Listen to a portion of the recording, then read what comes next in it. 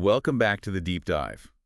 Ever feel like, like you're caught between a rock and a hard place? hmm Well, today we're diving into a time when one wrong move could, like, literally cost you your head, Oh, yeah. maybe even your whole kingdom.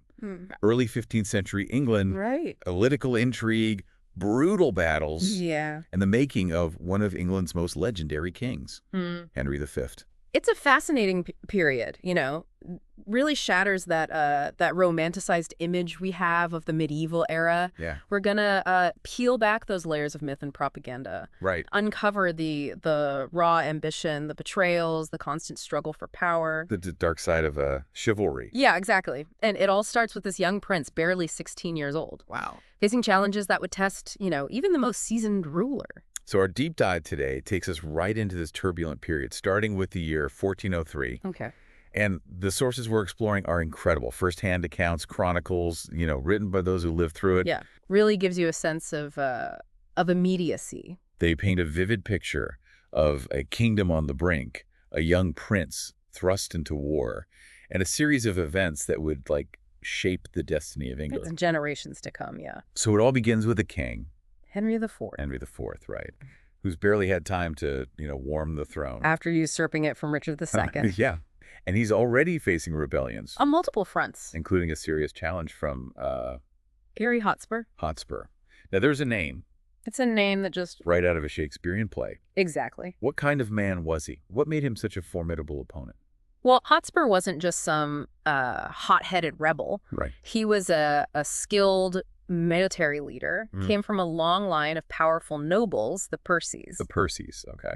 And to make things even more complicated, he was also related to Edmund Mortimer, Okay. who had, a strong claim to the throne through his lineage. So this gave Hotspur's rebellion, some real weight. Absolutely. It gave it a legitimacy that was very dangerous for Henry IV. So you've got this powder keg of unrest, a new king trying to, consolidate his power, Right. and a rival claimant with a powerful army and a legitimate grievance. Recipe for disaster. That's like a recipe for disaster. Yeah. And then into this volatile mix, you have Prince Hal, Henry IV's eldest son, a teenager. who's already been fighting this grueling war in Wales I get it. against Owain Owain. Glyndŵr, Yeah. who declared himself Prince of Wales. So he's not exactly the tavern-loving rogue that Shakespeare would later, portray him as. No, not at all. So Shakespeare got it wrong. Right. I always pictured Prince Hal as this carefree party boy. Yeah, that's the popular image. Right. But the reality is much more nuanced. Okay. By 1403, Prince Hal was already a battle-hardened veteran, Wow. leading troops, making strategic decisions, even having to pawn his own jewels His jewels. to pay for the war effort. That's pretty drastic, even for a Prince Hal. It shows you his early grasp of real politics. He's learning some tough lessons about leadership early on. Yeah, absolutely. He understood the realities of war, the need for resources, Right. the brutal choices that leaders have to make. And all this is happening while his dad is struggling to hold on to the throne. Exactly. It's trial by fire. It's amazing to think of this young man, barely out of boyhood, grappling with these kinds of challenges. Yeah. It makes you wonder how these experiences, shaped him, molded him into the king he would become. And that's the question that will guide our exploration today. Okay. To understand the answer, we need to delve into the heart of Hotspur's rebellion, Right. a rebellion that would culminate in one of the most pivotal battles in English history, the Battle of Shrewsbury. Now, before we get to that battle, I want to go back to Hotspur for a moment. Sure. You mentioned he used propaganda to bolster his cause. He was a master of it. What kind of tactics are we talking about? Well, imagine a world without, social media, without instant communication. Right. News traveled slowly, often through rumors and whispers. Okay. Hotspur was a master at exploiting this. Hmm. He played on people's fears, their loyalties. Right. One of his most audacious moves was spreading the rumor that Richard II, The deposed king. the deposed king, was still Yeah. alive Wow. and would soon return to reclaim his throne. That's a bold move, playing on people's nostalgia for the old king. It was a gamble. Did it work? It certainly gained him support, in certain regions, Right. particularly in Chester, a city that had remained loyal to Richard. Okay. It sowed these seeds of doubt and unrest, making Henry's position even more precarious. Right. But even more damaging was the betrayal of the Earl of Worcester. The Earl of Worcester. Wasn't he Prince Hal's guardian? He was. Wow. And not only did Worcester defect to Hotspur's side, but he also took 800 archers with him. 800 archers. 800. This wasn't just a political maneuver, it was a personal blow. Yeah. A shattering of trust for the young prince. So this Hotspur guy was playing for keeps. Absolutely. What was Prince Hal's reaction to this betrayal? We don't have specific accounts of his immediate reaction, Right. but we can imagine the sense of shock, Yeah. the anger, maybe even a feeling of vulnerability. Mm. This was a stark lesson in the ruthlessness of power politics. Right. Something that would undoubtedly shape his understanding of leadership. So it sounds like the stage is set for a dramatic showdown. Yeah. What were the events leading up to the Battle of Shrewsbury? Well, by July of 1403, Hotspur's forces, bolstered by those Cheshire archers Right. and Worcester's defectors, Yeah. they were marching south towards Shrewsbury, aiming to link up with Welsh forces loyal to Glyndŵr, Okay. creating this formidable force that could potentially overwhelm Henry's army. So the stakes were incredibly high. Incredibly hard. A loss here could mean the end of Henry I's reign. The collapse of the Lancastrian dynasty. Yeah. And who knows what kind of chaos would follow. Henry knew it. He absolutely knew it. He received word of Hotspur's movements while he was in Burton-upon-Trent. Burton-upon-Trent. And he immediately realized he had to act, and act decisively. So what did he do? What followed was an incredible forced march, Mm. covering over 40 miles in a single day, 40 miles in a day. to reach Shrewsbury before Hotspur's forces. That's grueling. Grueling. What was driving Henry to such extremes? Well, desperation, for one. He Yeah. knew the importance of Shrewsbury, a strategically vital town. Right. But I think there was also this personal element at play. Okay. He had to reach his son, who was already at Shrewsbury, Right. with a small force, Oh, wow. facing down a much larger rebel army.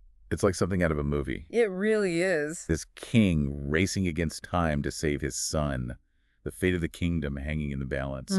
It's a classic story. It makes you realize how personal these conflicts were. Absolutely. How intertwined with family ties and loyalties and all of that. That's a key point, We often think of history in these grand narratives, political machinations, but at the heart of it all are these human stories, emotions, Yeah. and the choices that individuals make under extraordinary pressure.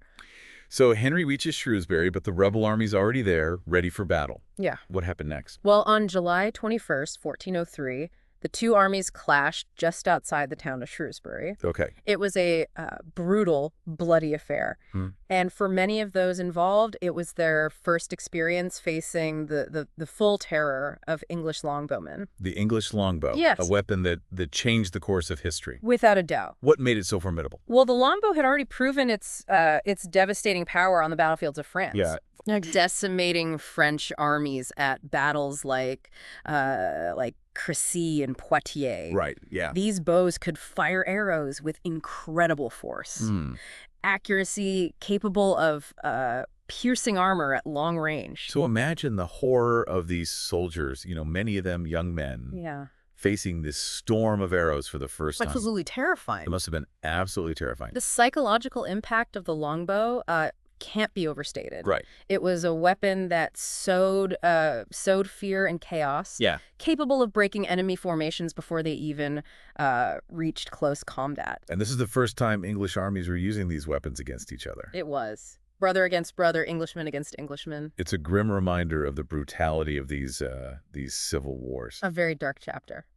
Where was Prince Hal during all of this? Was he in the thick of the fighting? He was right there in the vanguard, leading his troops. Wow. And in the midst of all this chaos, something incredible happened. Okay. He was struck in the face by an arrow. It lodged right in his skull. An arrow to the face. But despite the horrific injury, Right. he refused to leave the battlefield. I can't even imagine the pain. It speaks volumes about his courage, Yeah. his determination, his sheer willpower. Hmm. He wasn't going to let this injury break him. Right. He was showing his troops, his enemies, and perhaps even himself that he was made of sterner stuff. Talk about grit. Yeah, This is a defining moment for the young prince. absolutely. A trial by fire. It's almost like a test of his resilience in the face of unimaginable pain and danger. Exactly. And this moment of courage would become legendary, adding to the growing mystique surrounding Prince Hal. Right? But it also speaks to the brutality of medieval warfare, Yeah. where survival often came down to sheer willpower Right. and a willingness to endure unimaginable suffering. Yeah. So here we have Prince Hal, barely more than a boy, with an arrow embedded in his skull, refusing to leave the battlefield. What else was happening during the Battle of Shrewsbury? Absolute chaos. Thousands of men locked in this desperate struggle, arrows raining down, swords clashing, the ground soaked in blood. And amidst all of this, Hotspur, seeing his own forces starting to falter, decided to make a desperate gamble. What did he do? He decided to go all in. Much like Richard III did at Bosworth, he gathered a small group of his most loyal knights and charged directly at the king's position, hoping to kill Henry IV and end the battle in a single stroke. Wow, talk about a high-stakes gamble. But wait, didn't you say that Henry IV was using king doubles? How did Hotspur know he was targeting the real king? That's the brilliant and incredibly risky part of Henry IV's strategy. He had several men dressed just like him, positioned throughout the battlefield to confuse the enemy.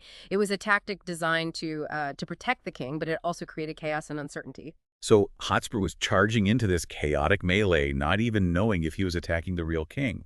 What happened? Did he find Henry IV? Well, as fate would have it, just as Hotspur made his charge, something extraordinary occurred.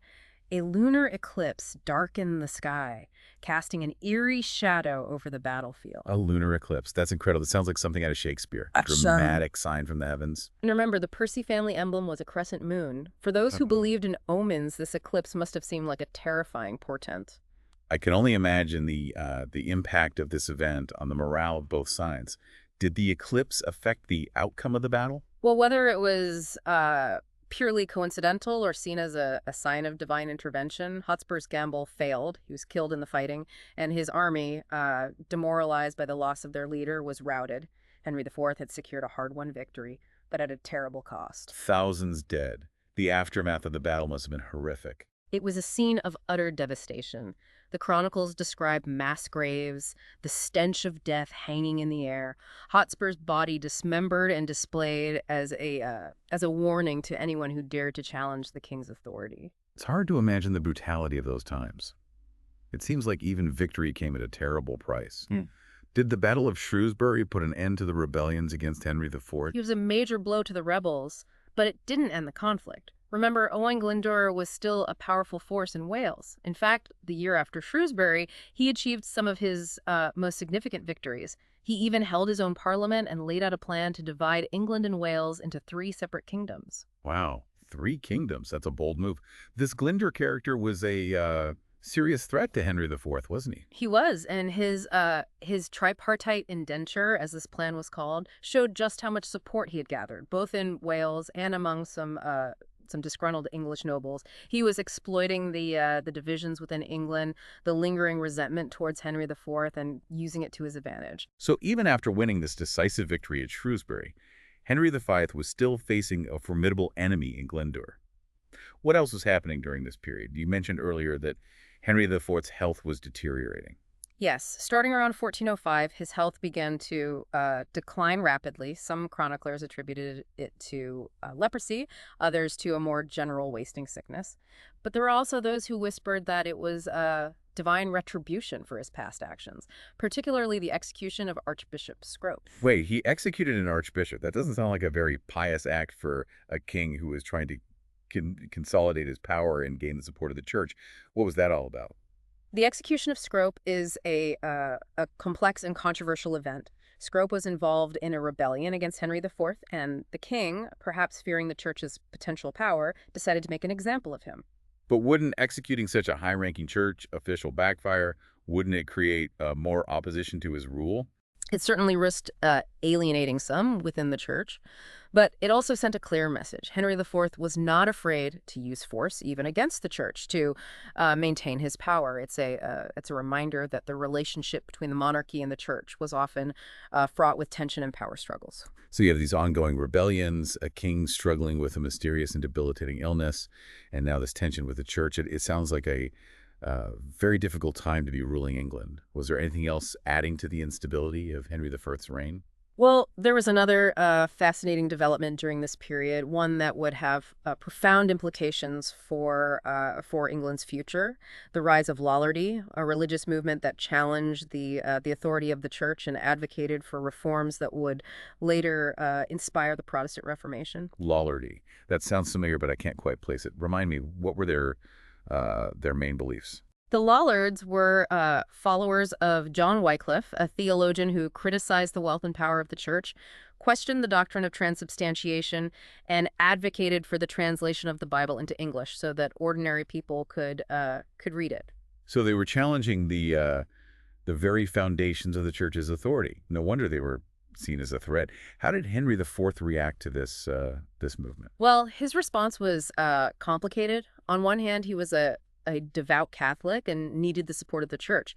But on the other hand, he also had to be mindful of the growing popularity of Lollardy, particularly among some powerful nobles. It sounds like he was walking a tightrope, trying to balance his own religious beliefs with the political realities of his reign. Did this tension between the church and the Lollards play a role in the events we've been discussing? It certainly added another layer of complexity to the situation. Remember, Henry IV was already facing rebellions and dealing with his own declining health. The Lollards represented another potential source of unrest, a challenge to the established order. And to make things even more interesting, Prince Hal, the future Henry V, was actually friends with Sir John Oldcastle, Yeah. a prominent Lollard knight. What was going on there? Was Prince Hal sympathetic to the Lollards? That's one of the most intriguing questions about Prince Hal's early life. We know that he was close to Oldcastle, but the extent of his sympathy for Lollard ideas is debated by historians. Some believe he may have been influenced by their teachings, at least in his youth, while others argue that his association with Oldcastle was more about political expediency. So we have this fascinating paradox. The king, Henry IV, cracking down on Lollardy, while his son is associating with one of their most prominent members. It makes you wonder what kind of conversations were happening within the royal family. What did Henry IV think about his son's friendship with Oldcastle? It must have been a source of tension between them. Remember, Henry IV had been directly involved in the suppression of Lollardy. He had even overseen the execution of the first Lollard martyr, William Sawtrey. So to have his own son associating with a known Lollard must have been incredibly frustrating.